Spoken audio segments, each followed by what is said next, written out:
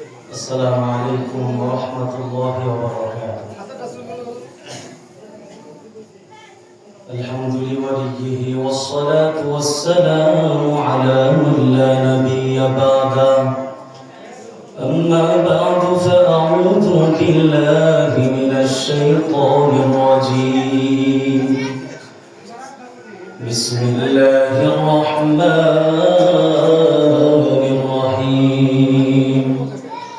إنما المؤمنون الذين إذا ذكر الله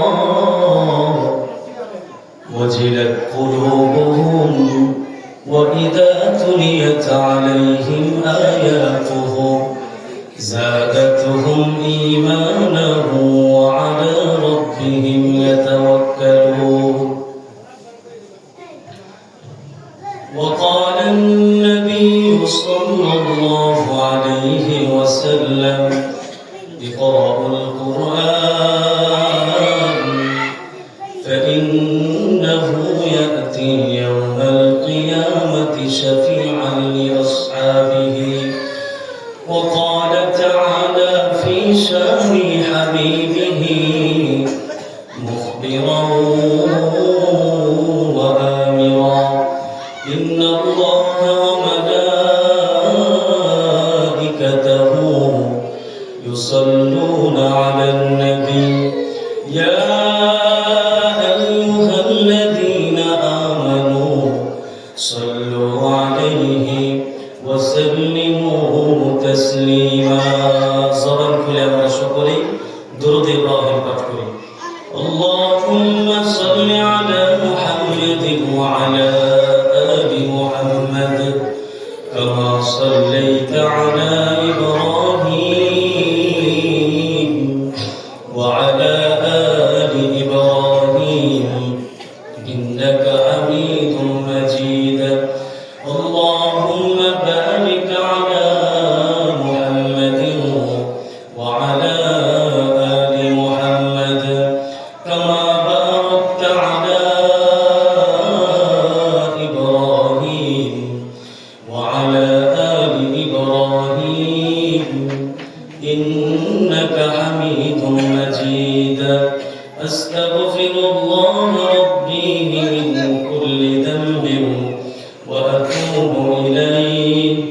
لا حول ولا قوة إلا بالله العلي العظيم. الحمد لله.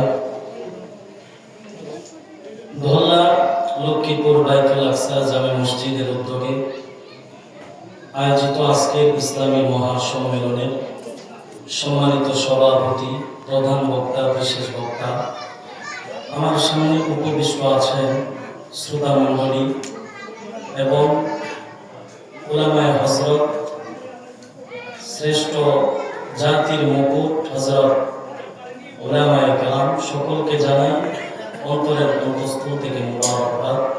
সর্বপ্রথম মালিকের দরবারে শুকরিয়া জ্ঞাপন করছি, যে মালিক দ্বীনি এক মজমা মহতি জলসায় আমাদেরকে দ্বীনি কিছু কথা শোনার এবং বলার তৌফিক দিয়েছেন। এই জন্য আমরা দিল থেকে শুকরিয়া আদায় বলি আলহামদুলিল্লাহ। আমি আপনাদের খেদমতে কুরআনুল কারীমের সূরা আনফাল থেকে একটা আয়াতের টুকরা তিলাওয়াত করেছি। নবী আলাইহিস সালাতু ওয়াস সালামের অগণিত হাদিসের টুকরা থেকে এক টুকরা হাদিস পেশ করেছি। আয়াত ও হাদিসের আলোকে সংক্ষিপ্ত আলোচনা করব ইনশাআল্লাহ তাআলা। আমাদের প্রত্যেকটা ঘরের মধ্যে কোরআনের পাকের জায়গার মধ্যে জায়গা করে নিয়েছে টেলিভিশন, তাই না? আমাদের বর্তমান প্রত্যেকটা ঘরের মধ্যে সেলফ বলেন, যে জায়গাটা দখল করা ছিল, সংরক্ষিত ছিল, এটা কোরআনের জায়গা। কিন্তু কোরআনের জায়গায় ঢুকছে কি? টেলিভিশন। এজন্য রাসূল আরবি সাল্লাল্লাহু আলাইহি সাল্লাম চলে গিয়েছেন তো বহু আগে। দুইটা কথা আমাদের স্বর্ণাক্ষরে লিখে রাখার মতো, বলে দুইটা জিনিস আল্লাহর রাসূল আমাদের জন্য রেখে গিয়েছেন। একটা হলো কালামুল্লাহ শরীফ, আর একটা হলো নবী আলাইহিস সালাতু ওয়াস সালামের সুন্নাহ। রাসূল বলেন, ইকরাউল কুরআন ফাইন্নাহু ইয়াতি ইয়াউমাল কিয়ামাতি শাফিআন লিআসহাবিহি। রাসূল বলেন, তোমরা কোরআন পাঠ করো। কেন কোরআন পাঠ করবে? ফাইন্নাহু ইয়াতি ইয়াউমাল কিয়ামাতি শাফিআন লিআসহাবিহি।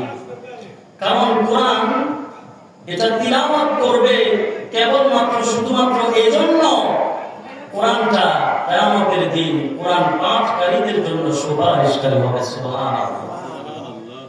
যেদিন কেউ সুপারিশকারী থাকবে না। আল্লাহ সূরা আবাসের মধ্যে বলে দিয়েছেন, ইয়াউমা ইয়াফিরুল মারউ মিন আখিহি ওয়া উম্মিহি ওয়া আবিহি ওয়া সাহিবাতিহি ওয়া বানিহি। আল্লাহ বলেন, যেদিন ভাই তার ভাইকে চিনবে না, সন্তান তার বাবাকে চিনবে না, স্ত্রী তার পুত্রকে চিনবে না, বন্ধু তার বন্ধুকে চিনবে না, সেদিন যদি কোরআন পাঠ করে এই পৃথিবী থেকে আমরা যেতে পারি, তাহলে কোরআন আমাদেরকে সুপারিশ করে জান্নাতে পৌঁছে দিবেন। সুবহানাল্লাহ। আরেকটা পরিষ্কার কথা আল্লাহ সূরা আনফালের মধ্যে বলেছেন, বিসমিল্লাহির রহমানির রহিম,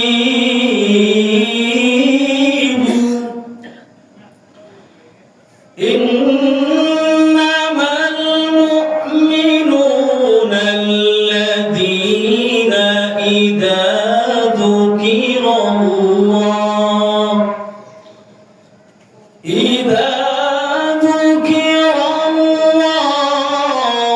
وجلت قلوبهم وإذا تليت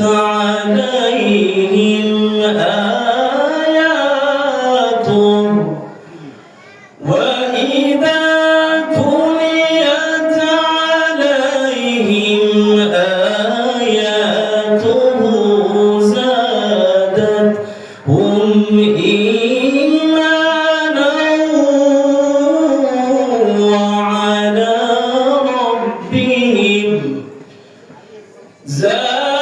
زادتهم إيمانا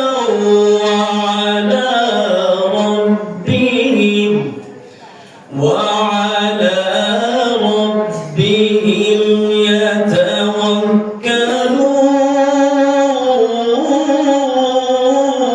يتوكلون.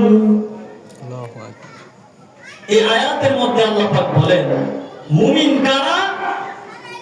ইদা যুকিরাল্লাহু ওয়াজিলাত কুলুবুহুম। আরে মুমিন তো তারা যাদের সামনে আল্লাহ পাকের নাম উচ্চারণ করার পরে আল্লাহ তাআলার ভয়ে তাদের কলব, তাদের অন্তর প্রকম্পিত হতে থাকবে। আল্লাহর ভয়ে তাদের অন্তর কাঁপতে থাকবে, প্রকম্পন সৃষ্টি হতে থাকবে। মুমিন তো তারা। মুসলমান বন্ধুরে আমার, শুধু তাই না, মুমিনের আরেকটা গুণ হলো, যখন তাদের সামনে কোরআনুল কারীম তিলাওয়াত করা হবে, তখন তাদের ঈমানের পাওয়ার বাড়বে। মুসলমান ভাইরা আমার, এখন তো আমাদের ঘরের মধ্যে কোরআনের তিলাওয়াত নাই, অথচ সাহাবায়ে কেরামদের ইতিহাস আপনি ঘাটেন, সাহাবায়ে কেরামদের জীবনটা কত সুন্দর ছিল। আজকের মুসলমানদের বড় দুর্দশার কারণ, আজকের মুসলমান কোরআন ছেড়ে দিয়েছে। রাসূল বলেছেন, ও আমার উম্মত, দুইটা জিনিস তোমরা আঁকড়ে ধরবে। যতদিন পর্যন্ত তোমরা দুইটা জিনিস আঁকড়ে ধরবে, ততদিন পর্যন্ত তোমরা পথভ্রষ্ট হবে না, ইহুদ আর নাসারাদের হাতে তোমরা মার খাবে না। দুইটা জিনিসের এক নাম্বার হলো আল্লাহর কালামুল্লাহ শরীফ, দুই নাম্বার হলো রাসূলুল্লাহর সুন্নাহ। এই দুইটা জিনিস আজকের মুসলমানদের ঘরের মধ্যে নাই। ও মুসলমান, আল্লাহ রাব্বুল আলামিন এই আয়াতে কারিমার মধ্যে বলেন, ওয়া ইযা তুলিয়াত আলাইহিম আয়াতুহু যাদাতুহুম ঈমানান ওয়া আলা রাব্বিহিম ইয়াতাওয়াক্কালুন। যখন মুমিনদের সামনে কোরআনুল কারীমের তিলাওয়াত করা হবে তখন তাদের ঈমানের পাওয়ার বাড়বে। এজন্য ইহুদ আর কালো কুকুর, ইহুদ আর নাসারা চায় না মুসলমানদের সামনে কোরআন তিলাওয়াত করা হোক। এই কারণে মুসলমান, আপনি নিজেও কোরআন পড়বেন, অন্যদেরকেও পড়াবেন, নিজেও কোরআন শিখবেন, সন্তানদেরকেও কোরআন শেখাবেন। মুসলমান বন্ধুরে আমার, কোভিড-19 আমাদের দেশে এসেছিল। কোভিড-19 করোনা যখন আমাদের সামনে আসলো, আমরা তো সকলেই জানি এই ঘটনা ইউটিউব ফেসবুকে ভাইরাল হয়েছে। কোন ঘটনা? বলে কিয়ামতের চিত্র আল্লাহ পাক দুনিয়ার মাঠে আমাদেরকে দেখাইছেন। কি বিষয়টা মুসলমান বন্ধুরে আমার? করোনার সময় আমরা দেখলাম হাসপাতালে অসুস্থ, বিছানায় কাতর, বেমার, অসুস্থ হয়ে মানুষ বিছানায় পড়ে আছে, ডাক্তার রোগীর কাছে যায় নাই। মুসলমান বন্ধুরে আমার, মানুষ তো চিনবে না, ভাই তার ভাইকে চিনবে না। এটা তো দুনিয়ার চিত্র না, এটা হলো আখিরাত কিয়ামতের চিত্র। ভাই তার ভাইকে চিনবে না, এটা দুনিয়ার চিত্র না, এটা কিয়ামতের চিত্র। এটা দুনিয়ার দৃশ্য না, এটা কিয়ামতের দৃশ্য। আল্লাহ বলেন, বান্দা, এই যে করোনাতে তোমাদেরকে দেখাইলাম, বাবা করোনায় আক্রান্ত হয়েছে, সন্তান তার কাছে যায় নাই, সন্তান করোনায় আক্রান্ত হয়েছে, বাবা তার লাশ কাঁধে বহন করে নাই, লাঠি দিয়া গুতা দিয়া এমনি ভাবে লাশকে দাফন করছে, হাত দিয়া ধরে নাই। এ মুসলমান বন্ধুরে আমার, যেই দুনিয়ার জন্য আমরা এত পাগল, যেই মা বাবার জন্য এত পাগল, এই দুনিয়া আমাদেরকে একদিন লাথি মারবে। এ কারণে মুসলমান, জ্ঞানী তো তারাই যারা হায়াতের জিন্দেগিতে তার মালিককে চিনছে। এই 60-80 বছরের জিন্দেগি যারা আমল করে করে, নেক আমল করে করে তার রবের সাথে সম্পর্ক করেছে, ওরাই তো সর্বশ্রেষ্ঠ জাতি আর জ্ঞানী। মুসলমান বন্ধুরে আমার, যে কথাটা বলতেছিলাম, কোরআন আমাকেও পড়তে হবে, আমার সন্তানদেরকেও শেখাতে হবে। যদি জিজ্ঞাসা করেন, হুজুর কেন আমরা কোরআন শিখব? সন্তানদেরকে কোরআন শেখালে কি লাভ হবে? ও মুসলমান, খুতবার ভিতরেই আল্লাহর পয়গম্বর সাল্লাল্লাহু আলাইহি সাল্লাম অনেক খুতবাতে তোই খতিব সাহেবরা পড়ে, ইকরা ওয়ারতাকি ওয়ারাতিল কামা কুনতা তুরাতিলু ফিদ দুনিয়া ফাইন্না মানজিলাকা ইনদা আখিরিন আয়াতিন তাকরাউহা। এ মুসলমান, আপনার সন্তানকে আপনি কেন কোরআন শিখাবেন?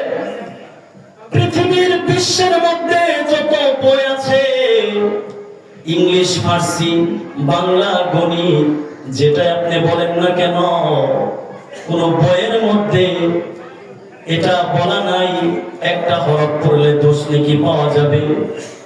ইংলিশ পড়লে আপনার সন্তান আধা নেকিও পাবে না, 1 নেকিও পাবে না। কিন্তু আমার আল্লাহ সূরা বাকারার শুরুতে বলে দিলেন, আলিফ লাম মিম যালিকাল কিতাব লা রাইবা ফীহি হুদাল আল্লাহ রাব্বুল আলামিন বলেন, ও আমার বান্দারা শুনো, এমন মহাগ্রন্থ আল কুরআন, আমার নবী, আমার প্যারা হাবিব, আমার দোস্ত হযরত মুহাম্মদুর রাসূলুল্লাহ সাল্লাল্লাহু আলাইহি সাল্লামের প্রতি নাযিল করেছি। যেই কোরআন মানুষ যদি বুঝে পড়ে নেক আমল পাবে, না বুঝে পড়লে নেক আমল হবে। পড়ুন সুবহানাল্লাহ।